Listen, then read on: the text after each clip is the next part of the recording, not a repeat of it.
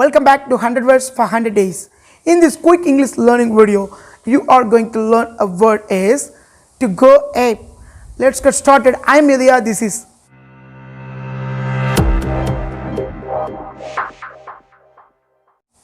what does it mean by go ape? As usual, let me give you an example sentence and I want you to listen to that and guess the meaning. As soon as my dad reached home, he'll go totally ape when he found that I would wreck the car.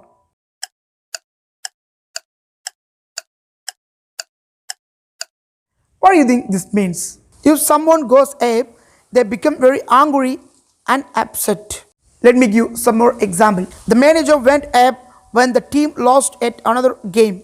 Or I just go up over chocolate. I hope you will have understand this word how to use in your communication. I will meet you with the new word next video. Till then, bye bye.